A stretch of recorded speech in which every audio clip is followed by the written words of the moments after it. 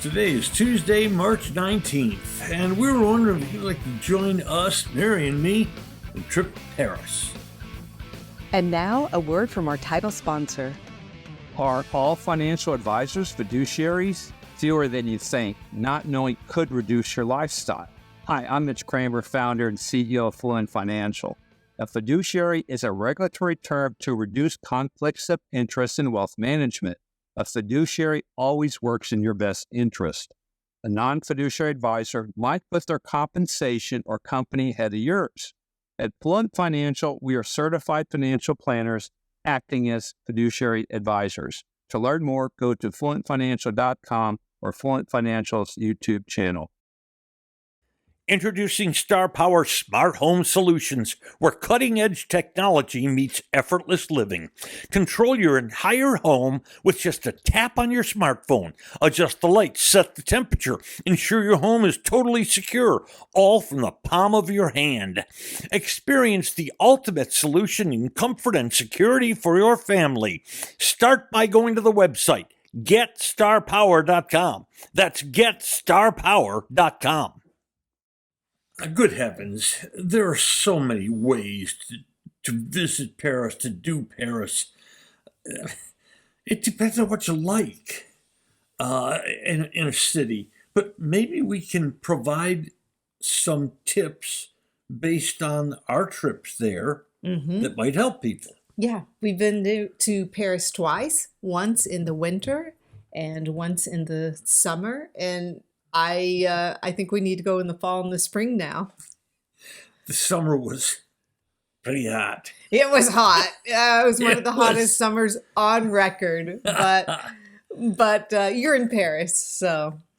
By the way, if you want to go, as they say, in the dead of winter, we went around New Year's. In fact, we were there for the New Year to come in. For the New Year's Eve, yeah. It was so fun celebrating New Year's Eve right on the Champs-Élysées. Yes. We had a good time. And the weather wasn't bad. No, it wasn't. Okay, here we go. This is the City of Lights. And if you're into flowers, you should know that from mid-March to mid-May, we've never been there then. But they say mid-March to mid-May is to see Paris in bloom with wisteria, magnolia, cherry blossoms. Now, you should also understand the weather at that time of the year can be a little mixed. Yeah, it can be a little mixed, but gosh, if you're going to see all that beauty, it's totally worth it. And that is a time we haven't gone, and so we need to. Back to Paris in the spring. Back to Paris in the Okay. spring. Wait, it's spring right now. It might be a little late. Let's go. You should also understand that Paris, like New Orleans, it's much larger walking area than New Orleans, but Paris is a walking city. It's great to zoom around Paris. It's not that big if you want to put your walking shoes on. Oh, yeah, definitely put your walking shoes on because there's so many beautiful cafes that you can sit and, get coffee and watch all the people. And yeah, totally amazing. Let's start by going to the Arc de Triomphe. This is one of the most famous monuments in the world. And think of the Arc de Triomphe as the hub of a wheel. And 12 major avenues pull away from the Arc de Triomphe. And one of them is the Champs-Élysées. Yes. What's the most famous shopping street in the world? Rodeo Drive or Champs-Élysées? Oh, that's a good one. I don't know. We got to look that up. Yeah, but for me, if it's my choice, I would definitely choose Paris Champs-Élysées. the first thing you should understand about the Champs-Élysées, if you want to walk it, is it's not very long. No, it's 1.2 miles. Right, 1.2 miles. So if you want to cover the entire Champs-Élysées, you start at the Arc de Triomphe, walk 1.2 miles on one side this way, and then it it stops, Champs-Élysées does, at a place called Place de la Concorde. Then you just cross over and walk back up the other Yeah, side. make your way back. Yeah, by then your credit card is maxed out. You visit every shop that you want to see. Oh, I'm man. glad it's only 1.2 miles. Yeah. If it were 4 miles, we'd be in debtor's prison. Oh my gosh. Don't even want to think about that. This street, Champs-Élysées, has 3 malls on it. So that vastly increases the actual number of stores you can access on Champs-Élysées. The malls have a total of 176 stores in them. Yes, I didn't visit all of them. No, but A few. the central headquarters and shops of some of the world's great companies Ah, yes. are on the Champs-Élysées. Oh, Christian Dior. Right. Hugo Boss. Yes, Hugo Boss. Um, Sephora. yes, Rolex. Rolex. Apple. Louis. Yeah, Louis Vuitton. Louis The Vuitton. one with the B and the V that's a U. What is that? Bugatti? Bulgari. Oh, Bulgari. Yes, I it's- never say that. It's got a silent V. Yeah. Yeah, I never get that one right. And the place Mary might, if we go back, spend the most of her money. The big Lululemon. The big shop. Lulu. Hey, you've gotten some stuff from Lulu too. Hey, You can't just pin that one all on Yes. me. those You tights. like the Lulu. Those tights look good on me. Oh, no tights. No. By The the way- men's joggers, amazing. Just to bring it down a little bit, somehow McDonald's got wedged onto the Champs-Élysées. Oh my God, It's- right? And nothing says Paris more than McDonald's. It seems so out of place when you see Yeah, it's so weird, but it's so crowded. Hey, it's Paris. Yeah. How do you say double Mac in French? Okay, You don't. You Google Translate it. some stuff about Paris. Where to stay. We're not talking hotel or Airbnb. We've done each. And because the winter trip was with Zach and Nurtaj, son and wife, Airbnb turned out to be pretty economical. Oh yeah, it was great. Yeah. And there's advantages to Airbnb. Heck yeah, advantages. You know, you can wake up and have your coffee there. You go get your baguettes. You bring those home. Yeah, you can cook. Oh, we had a washer and dryer. Yeah. Beautiful. Beautiful view. Okay. But we'll go back to the point, where to stay. Paris is divided into 20 arrondissements. That's basically governmental districts. Think of them as big neighborhoods. But perhaps the one or two you want to stay in is the 8th arrondissement and the 16th arrondissement. That we stayed in the 8th. It was how long a walk to Arc de Triomphe? Oh, 10 minutes. It's a great location. It was a great location. And I mean, when you get to the Arc de Triomphe, you're automatically on the Champs-Élysées, and it was great. Yeah. And I think we were 20 minutes, which we haven't even mentioned, the Eiffel Tower. We were like 20-minute walk from there. The 8th or 16th arrondissements, I think we would prefer if we went back to Paris because of location. When we go back in the spring and the fall. When we go back. Okay. We're going to now touch on what to do in Paris. Oh, Lord. What do you like? What do you like? Do you like architecture?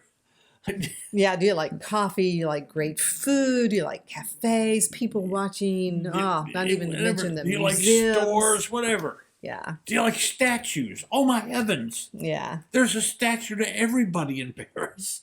It's a beautiful city. But we got 2 thoughts for you on things to do. Number 1, the river cruise in the evening on the Seine. Ah, yeah. Highly recommend. It's so beautiful. It's so romantic.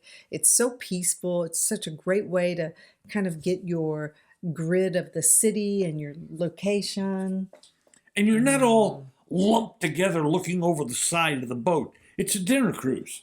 Right. So you've got a table and a little light on the table. And by the way, good food. Yeah, it was really good food, and like you said, it wasn't like really crowded, like you're just kind of all in there. It was very romantic, and the tables were set apart. It was like dining, on the river. And Very beautiful. Meanwhile, you're cruising along through the heart of Paris. Beautiful. Yeah, oh my gosh. Beautiful. Hitting all the highlights, the lights of the city. It just is so romantic, so beautiful. And the second one we've got for you touches on a word Mary just mentioned. This is called the City of Light. And the lights in Paris are ridiculous. It's beautiful. So consider hiring a driver for a night tour of the city. Mm-hmm. Ours lasted maybe 3 hours. Yes.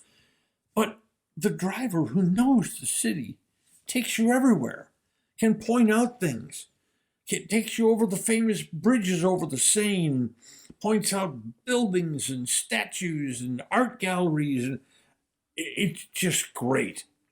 You feel like you've actually had an evening of driving around Paris and understanding a little. Right. And not just the touristy spots. He knows Right. a lot of the kind of behind the scene type things, which makes you feel kind of more at home, Yeah. little learning more about the culture. And it's one-on-one. It's you. It will turn out to be the four of us. But we're all getting this knowledge pouring out of this guy who lives and drives in Paris. Mm-hmm. It was really good. Now, restaurants. Okay. The travel guide on Paris probably has 1,000 restaurants in it. We're going to just mention one, and that's one that our driver suggested. Mm-hmm. We wanted a late night dinner, Mm-hmm. not heavy, and he had the number right in his phone, Well, we wanted French onion soup. and he said, best in the city. Yeah. Flotas. Yes. Flottes. TES, I believe. TTES. Double T. Flotas. Yeah, anyway, flotas. The onion soup. Ah, it's primo. to Did we die get for. snails that night just for fun? I think we got snails. I think we that did. night. And of course, in France, with every meal comes bread. Oh my gosh, yes, the bread. It's Really incredible. bread. Yes. Okay, we're going to finish with something. Consider when you're in Paris, hiring a driver for one day to take you 2 hours west to the beaches of Normandy, where the great battles of World War II were fought. You get there, I didn't realize this. I was just digging around information on Paris and Normandy. There are 26 cemeteries. Oh wow, I didn't know that either. I don't remember seeing, I remember seeing a few, but there are actually 26 cemeteries. But the one, of course, to go to is, it just almost strikes you dumb. The American Cemetery. in Oh Normandy. gosh, yeah, you get there, it's very somber, very sombering moment. It's very heartfelt, beautiful. And quiet. There might be a fair number of people there, but it's like they all know they should be quiet. Yeah, yeah. Like I said, it's very sombering, very beautiful moment. Just such an amazing part of history that, you just kind of absorb when you're there. Every afternoon at 4:30, they play taps at the American Cemetery. Mhm. As part of the journey there, of course, you can visit the beaches where those awful battles were fought, where people died by the thousands. in the Allies' attempt to take France back from the Germans. But on the way back to Paris, it's, let's say, middle to later afternoon.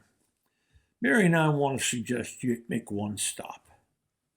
That's the little town of Honfleur. Honfleur. Yes, we've been there twice. It's beautiful. It's like stepping back in time. Mary is exactly right.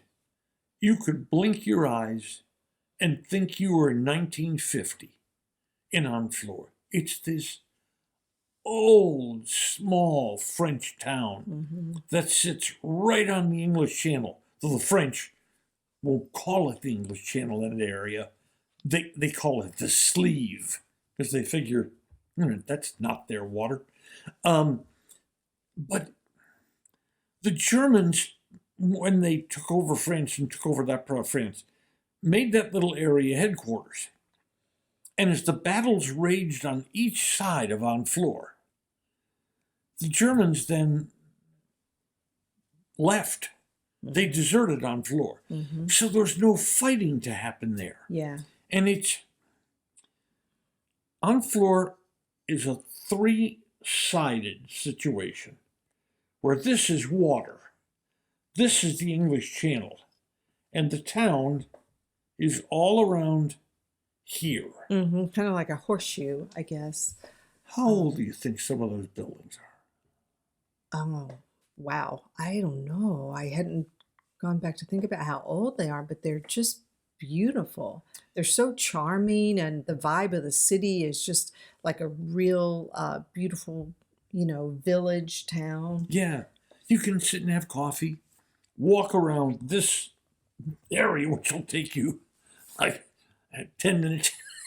Yeah. Beautiful shops, beautiful, artisans there. It's a really special little place, Honfleur. Yeah, I'm glad we found that. Yeah, me too.